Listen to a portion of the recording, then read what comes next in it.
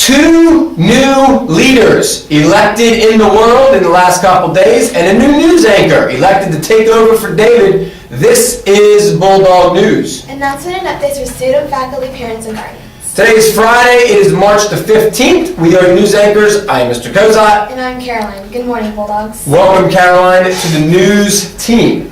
We're glad to have you. Let's tell everybody a little bit about yourself. What grade are you in? 6th. 6th grade. We recognize you from seeing you on doing some work with Caden in the past. Very good. And what team are you on in the 6th grade? Swordfish. Swordfish team. Let's remind everybody what teachers actually work on the Swordfish team. Miss Applegate and Miss Studio. Very good. And how's the year going for you? Really good. Very good. Nice to know. And so let's start out with some news. You got something to share over there? Yes, softball beat Moorhead 11-0 in 5 innings. Abby Jolly 7+ strikeouts. Solid defense. Moorhead left 5 girls on base that made that they could never score. Good. Next game next week. On the road. Solid defense by the girls. Congratulations, girls, on the first win of the year. Congratulations to the baseball team. We think they won in a come from behind victory yesterday, but we never got any official notification, so maybe we pushed that off until next Tuesday. But I'm pretty sure what I've been told, the boys won. Not sure the score and not sure how they won, because when I left, they were down 4-1. So good job, boys, if you pulled out the victory yesterday.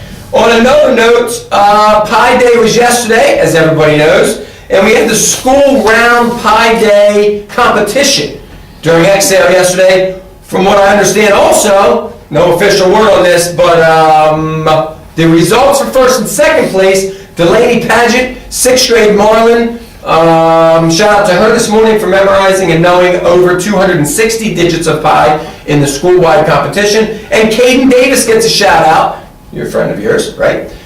She finished in 2nd yesterday, knowing over 240 digits of pi. So shout out to Delaney and Caden in the pi school-wide competition yesterday. 7th and 8th grade choir will meet on Tuesday, March 19th after school, along with the 8th grade next week. Nice.